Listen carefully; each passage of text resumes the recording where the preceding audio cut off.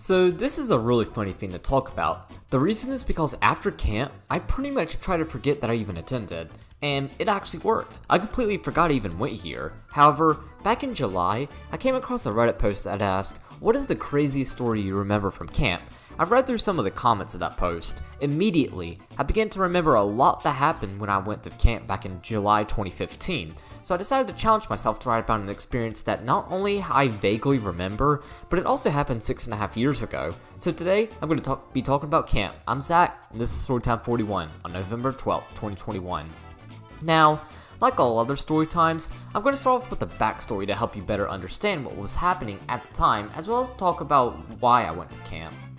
To start, let's talk about how old I was and what was going on at the time. So, I was 11 years old. In June, I finished the 5th grade, meaning I was now going on to middle school. Well, I was supposed to. However, that never happened because my parents transferred me to a different school district that was closer to where they worked. This district had an intermediate school, meaning I would go here for 6th grade. Now, this transition was even scarier than going to public middle school in 6th grade. The reason is because instead of knowing some students, I knew absolutely nobody at the school. I was also the only person who did not know how the school was structured or where everything was, while everyone else did since they figured that out in 5th grade, so this was really scary. Mom knew this, so she tried to get me involved in multiple church activities throughout the summer of 2015 in order to help me find new friends who also went to church. What did these activities consist of? 3 VBSs, which I'll discuss in Storytime 39, and a church camp at a church that I didn't even go to. Which, I mean, I understand why she put me through them, and I'm thankful for her for trying to help me out. However, the VBSs were not helpful, and as we'll see in a bit, the church camp was not helpful either. Now, I did not want to do the VBSs nor the camp. I already explained the VBSs in Storytime 39. However, I had 2 different reasons for not wanting to go to camp. One of those reasons was simply that I had never been to camp before, therefore I had no idea of what to expect. The other reason had to do with personality. I'm really introverted. I'm not an immediate yes when it comes to social events, so not only was I away from home at a place that I had no recognition of, I was also constantly around other boys when I really just wanted to be by myself playing video games or something. However, I did know that there were 2 types of kids in regards to camp. One type of kids are the camp lovers. These kids love camp and go every single summer. The other type of kids are the camp dislikers. These are the kids that dislike camp and either do not go or they are only going because their parents force them. At the end of this story time, I'll talk about which type I fall under, although by now you probably already know which one I am. I'll still talk about it at the end. Now, how about we talk about the camp itself? So, it has been so long since I went here that I do not remember what camp I went to or where it was located, although I think it was somewhere in upstate South Carolina, as I remember going through Charlotte and getting on I-77. However, I still remember some key details about it. So, this camp was a 5-day and 4-night program that lasted from Sunday, July 19th, to Thursday, July 23rd, 2015. This camp was for rising 4th graders to rising 7th graders. I was of course a rising 6th grader, therefore I was eligible to go. I'll explain my group in a little bit. Every group did pretty much everything together. Each group also had a leader who watched over the group and guided the group in many activities. Our group leader was a middle-aged man. I remember him being pretty cool. His son was a rising 5th grader who also was in our group, and he was really nice as well. His son's name was Aiden. I forgot what the group leader's name was, so I'll just refer to him as the group leader. Anyways, he would be in charge of driving us to and from the camp, as well as watching over us throughout our time in camp. He would also sleep with us in our cabin. Now, as stated, this was a church camp, so probably the best way to describe this is that it's what you get when you combine VBS and Fuge all into one. It was similar to VBS because we learned different songs, as well as those damn dance moves. It was catered towards kids, and there was a specific theme with a themed Bible verse. However, it was also similar to Fuge because it was a 1-week away from home trip. We chose our tracks, called Electives at this camp, and we had a speaker who gave a lesson every night. Combine the 2 and you get church camp. Now, I also want to mention how we found out about this camp. So we did not go to this church. In fact, I actually had never even heard of this church prior to going to this camp. Therefore, I also did not know anyone who went here, which is kind of why Mom signed me up for this camp, since I didn't know anyone. However, the way Mom found out about this camp was through a friend. So Mom is really good friends with this one woman who has a son my age. They went to this church and her son has been doing camp since he was a rising 4th grader. She talked to Mom about it, which interested Mom into signing me up. So now let's move on to the first day of camp. So that morning, we went to our normal church. Afterwards, we ate lunch. Then we went to the church that I was doing camp with. We pretty much found them immediately somehow. The group leader saw us pull in. He talked with my parents some, which they of course told him about our situation. He also helped me put my suitcase into the van. Alongside the suitcase, I too got in the van. I sat near the back, right where my suitcases were. The van had 2 seats on each side of an aisle. I sat by myself. All the other seats were taken by the other boys, so I really had no choice. Therefore, I pretty much just looked out the window throughout the ride to the camp. So let's talk about the boys I was with. So, as mentioned, these boys were as young as rising 4th graders to as old as rising 7th graders. I was a rising 6th grader, placing me on the older end of the spectrum. There were 21 of us, or 22 if you count the group leader. I was the only boy who did not attend this church. Everyone was already friends with each other, so I was kind of an outcast. But I would at least be brought into some of the spotlight from the boys at least, but I'll get to that later. Now, on the ride to the camp, I do recall 2 pretty funny situations on the ride up there, both of which involve Aiden. So midway through the trip, our group leader hands all of us mini water bottles. Aiden, however, is a little bit clumsy, so he spills his water in the van. Our group leader understood that this was an accident, so he just handed Aiden some paper towels. I should mention that Aiden was in the front seat beside our group leader, and that's how our group leader handed him the paper towels. However, that brings us to the second funny situation. So now that he spilled his water, Aiden had an empty water bottle, so for whatever reason, he decides to throw the water bottle out the window. Now, littering is already bad, since by doing it you'd hurt the environment, but littering on an interstate is taking it to a whole nother level. We were on I-485, when he threw out the water bottle. 485 circles around Charlotte. So you can expect this road was pretty busy, and you'd be right. So busy in fact that Aiden hit a car's front window with his water bottle. We all then started laughing. The group leader then shouted, "Aiden!" in a really mad but yet really funny tone. So then let's talk about arriving at the camp. We parked really close to our cabin, so I didn't have to carry my stuff, my heavy suitcase very far. Our group leader then unlocked the cabin and we got to see our home for the next few nights. So our cabin was rather small. There were 5 bunk beds on one side and 6 on the other, which conveniently provided a bed for exactly everyone. Pretty simple cabin. There were some electrical outlets, although those were useless since we weren't allowed phones or any electronics. Now came something that I've always had a hard time with in regards to trips like these. Finding a buddy. In this case, finding someone to share a bunk with. If you saw Storytime 29, then you know how nasty of a situation this was at Fuge. However, unlike at Fuge, where the friends I made at church betrayed me and left me out, I had no friends at this camp. In fact, I didn't even have any friends prior to, or during this time, since I was being transferred and all, so this was a challenge. But fortunately, there was an open bed as well as someone without a bunkmate, so I asked him if anyone was using the bed, and he said no, so we shared the bunk together. However, right when we did, the son of Mom's friend quickly came over. He gave me some very crucial information about the boy I was bunking with. He whispered into my ear so the boy I was bunking with didn't hear. He told me that this kid's name, he was a rising 4th grader, and or a rising 5th grader. I said 4th grader, he is 5th grader. And he was pretty weird. What I mean by weird is that he was a bedwetter and he liked to talk about some inappropriate things. I thanked them for the information and immediately told this kid that I was going to take the top bunk. He was cool with that. I refer to the son of Mom's friends as the advisor for the rest of this situation. I'll then refer to my bunkmate as the weird kid. Afterwards, we were encouraged to use the bathroom now that we arrived. The bathroom was also really close to our cabin, so that was convenient. I'll talk about the bathroom when we get to Monday morning, as the bathroom played a pretty significant part of this trip. Alongside using the bathroom, we were also encouraged to change into our swimming suits. The reason is because we were about to go to the pool and take a swimming test. By passing the swimming test, we could swim in the deep end during swimming time. However, let's just say that I was a little bit late getting my swimming trunks on. Because by the time that I got back to the cabin, they were all off to the pool. I didn't even know where the hell the pool was, so I was pretty upset. Therefore, I just laid on my bed and watched paint dry. However, I wasn't alone. The advisor was in the cabin as well. I guess he just didn't want to go with the crowd. He noticed I was pretty upset that I missed the crowd, so he came over and talked to me. He pretty much just asked about my initial thoughts as well as told me how the week was going to work. After all, this was his 3rd time doing camp, so he was an expert. He then promised me that he would show me the swing of things while at camp, and this made me feel a lot better. Then once the rest of the group came back to the cabin, we went to the cafeteria and ate dinner. I do not remember what we ate for dinner. Then we did something that you Storytime 39ers are probably familiar with, being big ass sessions. Every single group was in one room, which I'll call the conference room, where we did kind of a VBS style big ass session.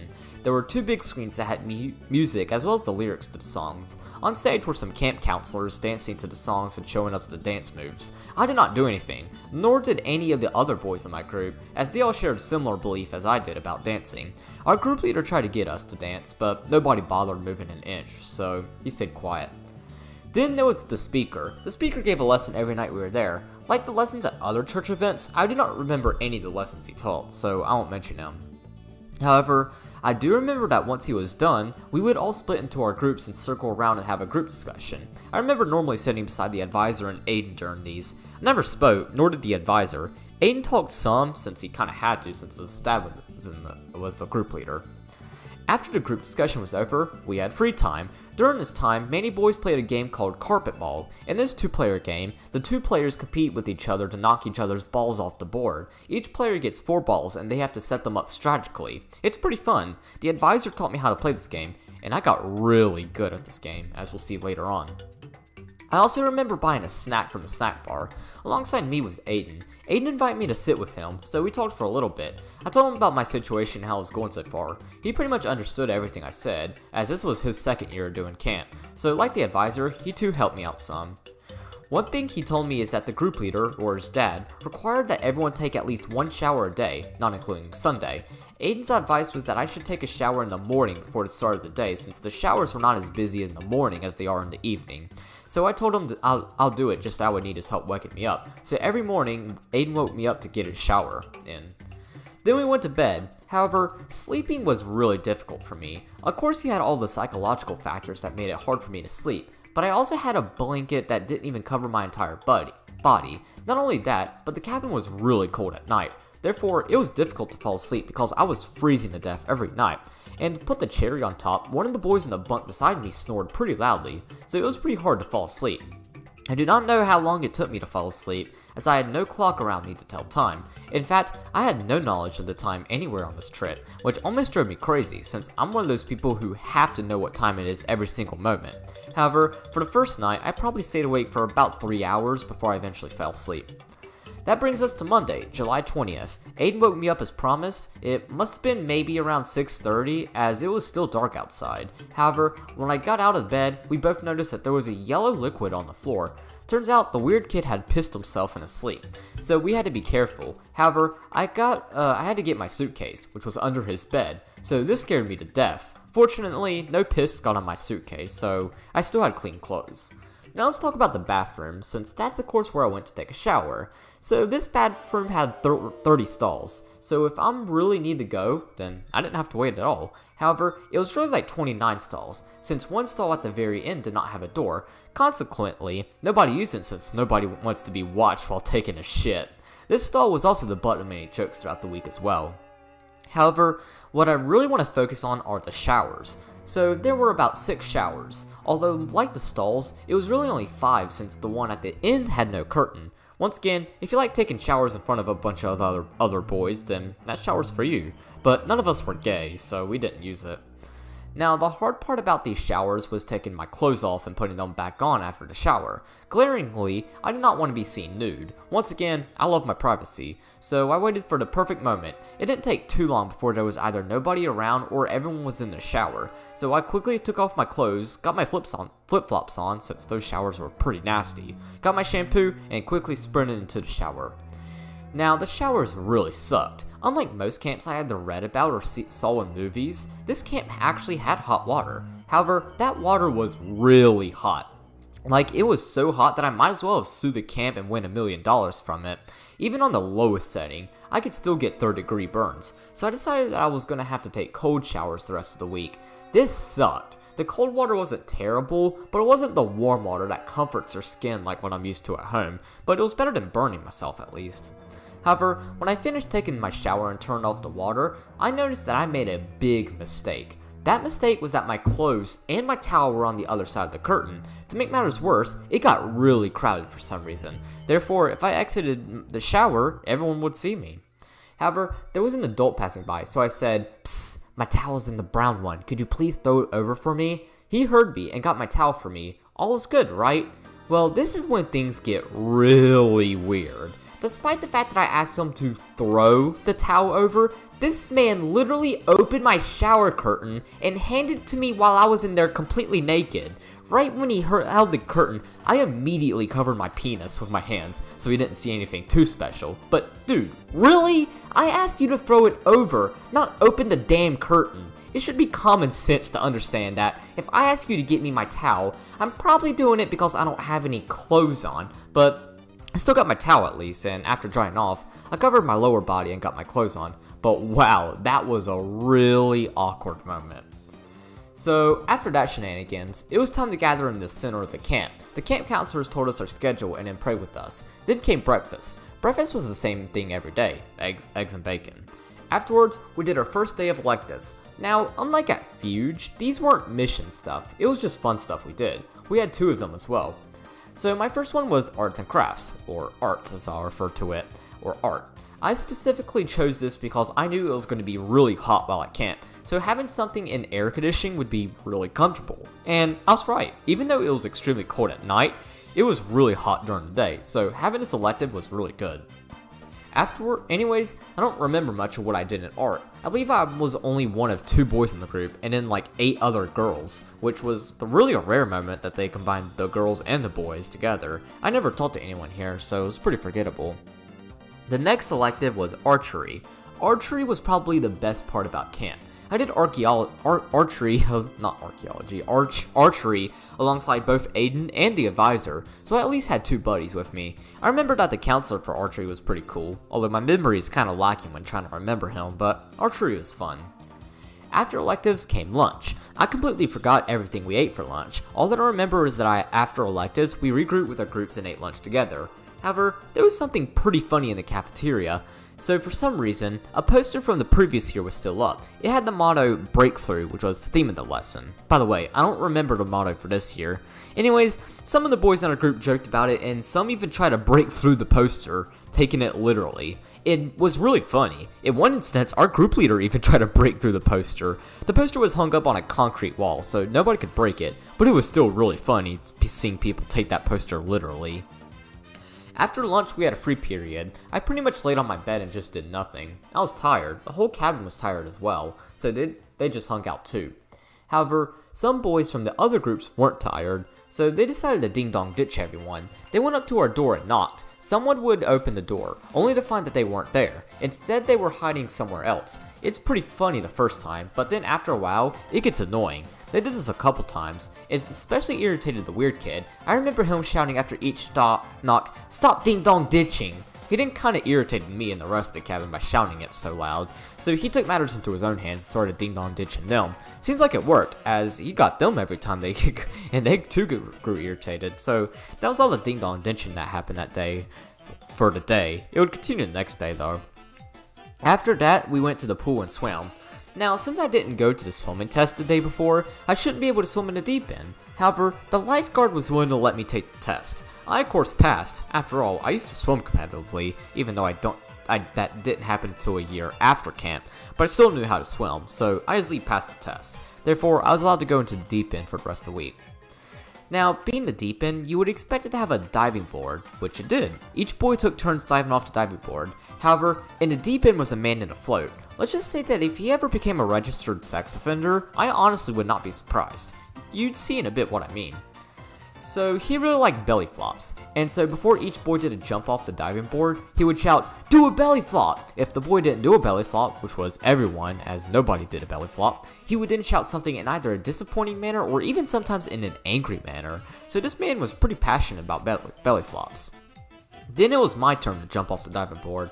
This man shouted to get me to do a belly flop. I didn't do one, I just simply jumped off the board. When I came out of the water, I then heard this man shout, "Y'all are worse than the girls." Now, 11-year-old me didn't really think much about this. However, now that I'm 17 years old and of course I know a little bit more, I gotta say, what in the hell was that? That is a pretty weird ass thing to say to a bunch of kids. Of course he was probably just kidding, since more than likely he wasn't even allowed in the pool while the girls were in, but still, That's a really creepy thing to say, especially since it was just a few hours after I was seen naked by a grown man. Anyways, after that really weird incident, we dried off and changed back into our clothes. I changed in a stall rather than in a shower for added privacy. So afterwards came a part of the trip that I seem to have lost all memory of. I know there was something in between it and dinner, but I can't wrap my mind around what it was, although I do remember what we did during this on Tuesday and Wednesday, which I'll get to later.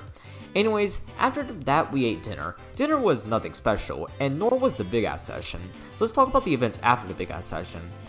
So after the big ass session, I decided to use the bathroom. While there, I also wanted to see if Aiden was right about how crowded the showers were at night, and sure enough, he was. There was a whole line of boys waiting to take a shower. Thankfully, I didn't have to stand in line since I took my shower that morning, but still, Aiden was right. I also noticed that many of the boys were humming a song that we learned at the big ass session. So this song was about how we need God, and let's just say that this was a really catchy song. So I understood why people got the song stuck in their head. It didn't get stuck in my head since I've pretty much forgotten the song almost entirely, although it's probably just due to time, so... But I mean, I still remember it being pretty catchy. Anyways, for the rest of the night before going to bed, me and my group played Carpetball. However, this is when I started to get really good. I developed a strategy that won me every single time. Since then, I've forgotten it, so I don't remember it, but I believe it had something to do with the dummy ball that baited my opponent into aiming at it, which gave me extra time to hit their balls. I also just had good aiming as well, which helped me a ton. As a result, pretty much every single match I played, I won. The advisor beat me a few times on Sunday, but he was just teaching me how to play. But now I had a full grasp on it. I dominated everyone, even the older kids. I'll even dominate the adults, as we'll see later on. Then came bedtime, so I had a lot easier time falling asleep Monday night than I did Sunday night, which makes sense, as now I was no longer going through the shock of, oh my god, I'm away from home. So, really only took me I think it only took me an hour to fall asleep. It could have been longer, it could have been shorter. Once again, I had no track of time while I was at camp, so we'll never know. That brings us Tuesday. Now, like the morning before, Aiden woke me up to take a shower early, so that's what I did. Now, Tuesday morning, I developed a strategy in regards to showers in order to prevent what happened on Monday morning. So I decided that whenever I took a shower, I must always use the 5th shower. The 6th shower was of course the shower without a curtain, so nobody took a shower in there. Therefore, I can hang my towel on the wall that separates the 5th and 6th shower, as the wall that didn't extend to the ceiling. This system was perfect. I didn't never have to ask anyone for help, which made taking showers a lot easier. It also gave me extra time too, so after taking my shower, I practiced playing Carpetball to perfect my skills. That whole morning was pretty much normal. I ate breakfast, I went to art, went to archery, ate lunch, my cabin got ding-dong ditched. However, the only reason I remember us getting ding-dong ditched that day is because Aiden told me. I wasn't at the cabin, as instead I was playing Carpetball.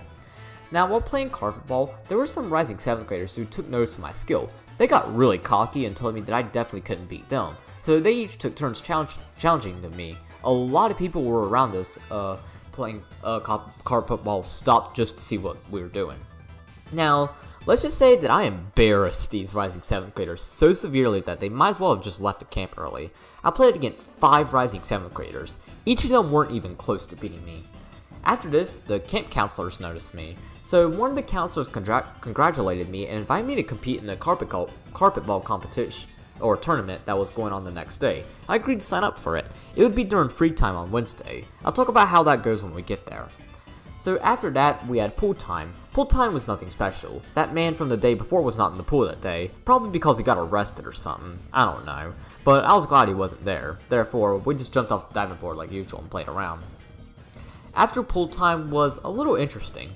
So instead of having a period where I do not know what happened, we had a competition period between the other boys group. This is in the same place as the big ass session. Now, honestly, this is not really a competition. It was more of a we're better than you type deal. What happened is that the counselor told each group a dance. We didn't have to do it if we didn't want to, but if we wanted to, we would be representing our group. The dance was to a trap remix of Little Einsteins. As stated earlier, I hated dancing, so therefore, I set out. In fact, most boys in our group style as well. I believe we just had 4 rising 4th graders participate. Me, the advisor, and Aiden just made fun of all the groups, especially ours, while they were dancing. Then came dinner, and the big ass session. Dinner was uneventful. However, the catchiness of the song mentioned earlier was actually brought up by a camp counselor during the Big Ass session. She said that the song being stuck in everyone's head is a good thing because it reminded us of its message, we need God, which I agree with. We all need God in our lives. However, having any song stuck in your head sucks, even if it's a Christian song. No matter how many times you tell your brain to shut up, it just won't. She said she heard this from the bathroom that multiple girls were talking about how catchy the song was. And from my experience in the boys' bathroom, I confirmed that the boys found it catchy as well. After the big ass session, it was free time. I played and beat everyone at Carpetball again, nothing too special. Then it was time to go to bed, but before I went to bed, the weird kid decided to be weird again. So remember earlier how the advisor said that the kid liked to talk about inappropriate things? Well, this is when I found out for myself. So we were just casually in our cabin about to go to sleep. Every night we talked for a little bit before going to sleep. That's when the weird kid spoke up and began talking about penises. Well, he never used the word penis, he instead just said the term wee-wee since nobody knew the actual name for their, let's just say, reproductive organ. He talks about how when he was in the boys' bathroom, he saw a massive one of those wee-wees. He also described his own and talked about how it almost replicated the one that he saw in the bathroom. Then he asked if anyone would like to see it. Everyone, including myself, just stayed quiet. It's kind of making us uncomfortable, and it's actually kind of making me uncomfortable right now talking about it 6.5 years later. Fortunately, a group leader spoke up and scolded the weird kid. He said that it was inappropriate and that we weren't going to talk about those topics. He also said that it made God upset and that he needed to repent. The kid never said anything after that. Nobody did either. We all just went to sleep except me, who took an hour to fall back asleep. And now, we've reached Wednesday. So this was a good day. It was our last full day at camp, so I was excited to finish up and go back home. That morning was also pretty normal. Since I had established that system of taking a shower that morning before, taking a shower was a really easy thing to do now. Breakfast was also normal, as well as archery and lunch. But then that takes us to the Carpetball Tournament. So how it worked was that there was a different segments of people. If you won, you moved forward. If you lost, you were put in the loser's bracket. We don't need to worry about the loser's bracket though, as I was the undefeated player in the tournament. The person in the loser's bracket actually was the winner of last year's tournament. I beat him in the winner's bracket, and then against him between the winners and losers bracket. So haven't I won the tournament? Well, against all the other participants, yes, but I also had to play against the camp owner to officially win, as she too took a deep interest in how I, an underdog, managed to get so good at the game really fast. Let's just say that I probably played my best game of Carpetball against her. I managed to beat her in 3 turns. In the final turn, I got 2 of her balls down, which is very rare in Carpetball. She only got my dummy ball down, so I won the tournament. I won $15 as a reward, which I blew it all on candy since I felt like it, and because I was 11 years old. That was also the last game of Carpetball I ever played. I pretty much just retired after that game, and since then, I haven't played Carpetball ever again. After winning that tournament, it was pretty much time to cool down by jumping in the pool. The pool part was forgettable. However, what was memorable about this in particular was changing clothes. So I got my clothes changed and headed out of the bathroom, but as I walked out, I heard a very familiar voice scream the F word at the top of his lungs. That voice came from the weird kid. He screamed the word so loudly that our group leader even heard it. So he came over and immediately told the weird kid to get out of the bathroom and come over. So he did. Our group leader then blasted this dude for shouting that word out. It was pretty funny to see even more karma against him after what he talked about the night before. Everyone else in the cabin heard him say it, as well as the group leader come in blazing mad. We all went back to the cabin and just laughed so hard after that. Ultimately, the only things that happened to this kid was that the camp called his parents to let him know what he said, as well as not being allowed to participate in the group competition. He didn't get sent home or anything like that, which was kind of surprising since we were at a church camp, but his experience back home probably wasn't the best. Now, after that, we did another competition. This time, instead of being a dance competition, it was a team effort relay races, so we had to participate in them except for the weird kid. I don't really remember them all that well, but I believe one of them had to do with a bucket and we tried to use sponges to fill up that bucket. I don't know for sure, but that's really the only thing I remember. Then, after that came dinner and then the big ass session. Now, this big ass session differed from the previous ones, as our parents were invited to attend. After all, the camp was only an hour away from home, although that's really more like 2 hours when you include Charlotte traffic. Because of that, my parents didn't come, which I honestly didn't mind. I was going to see them anyways the next day since that's where we went home, so it didn't bother me. But other than that, the rest of the big ass session was pretty normal. after the big ass session, I pretty much went straight to bed. This was the only night that I went to bed instantly, as I was excited to go home. I was sick of this place and I wanted to speed up the process. Most of the boys in my group seemed to have agreed with me, as they too went to bed early. Without any more commotion occurring that day, we can move on to the final day of camp, being Thursday. At last, the day I've been waiting for all week. So, like Sunday, this day also worked a little differently since it wasn't a full day, so I'll go ahead and talk about it. That morning, Aiden did not wake me up. According to him, while his dad required us to take a shower on Thursday, he didn't really care too much on Thursday as he cared other days, so I just waited until that night to take a shower at home. I'll get to that in a bit. So therefore, I got a little bit of extra sleep. Immediately after waking up, I went to the center of the camp where we prayed and ate breakfast. After breakfast came electives. My elective was of course art, so in art we created booklets the day before, so for this day we pretty much got to write in them. During this time, I reflected on my experience at camp and determined if I was a camp lover or a camp disliker. Pretty glaringly, I decided that I was a camp disliker. So in the book, I just wrote down why I didn't like camp. The first one that came to mind was that dude in the shower Monday morning, as that was probably the most awkward experience I've ever had. Even now that I'm 17 years old, I still agree that was the weirdest experience I've ever had in my entire life. I also had some other complaints in the book as well, although a lot of complaints really had to do with my faults, such as the cabin being freezing cold at night, but even though they had some of those, the good majority of them were still stuff that I couldn't handle, such as the weird kid or the bathroom. Afterwards came archery, which I don't remember anything from. After that came lunch. Lunch was quite forgettable, so to move on to the next thing, the final big ass session. This is more of a closing celebration. Many kids seemed to be bummed out about camp being over. Meanwhile, I was happy it was over, so I wasn't bummed out like everyone else, although I did not show any emotion throughout the big ass session, nor did I show any emotion throughout the day. After the big ass session came lunch. For lunch we had pizza, however, this wasn't the good kind of pizza. It wasn't like Domino's or anything. Nah, it was nasty school kind. I didn't need it, so I just waited till I got home to eat. After lunch, we packed our stuff and headed back home. Instead of sitting by myself, the advisor sat beside me. We sat at the front right behind the group leader and diagonal with Aiden, so we three pretty much talked the rest of the trip home. And finally, we arrived back at the church. Mom was waiting to pick me up. I got my stuff and immediately ran over to her van. Finally, home at last. Now, after every trip like this, Mom always asks me about my experience about it. If I didn't like it, I normally just sugarcoat it and say that I did like it, but then they'll learn the truth later on. In most cases, they learn the truth through story time. But in this case, I didn't hesitate at all to say that I didn't like it. She asked why not. I'm not too sure what my response was exactly, but I probably said something like being away from home or something. I didn't tell her any of the really embarrassing stuff, such as the dude in the bathroom or anything like that. She didn't ask me what I did like about the camp, which I didn't say anything. Honestly, even though I had a lot of bad, there were still some good that came out of the camp. I had 2 people who guided me through it. Had they not been there, I probably wouldn't have survived. So let's jump to that shower that night. So this was probably the best shower I ever took. Not only did I have complete privacy, but I also had water at just the right temperature to not scorch me but also not freeze me to death. So that's my experience at camp. As mentioned, this place sucked. Lack of privacy combined with questionable camp counselors and the weird kid. Yeah, camp is not for me. I have no idea why some kids love camp, but I guess it just has to do with the fact that they've done it since they were little. For me, that wasn't the case, so I didn't enjoy it. Even if I did since I was little, I still probably would have hated camp, mostly just because the camp environment just isn't for me. So because of this, I pretty much wanted to forget that everything that happened from this trip.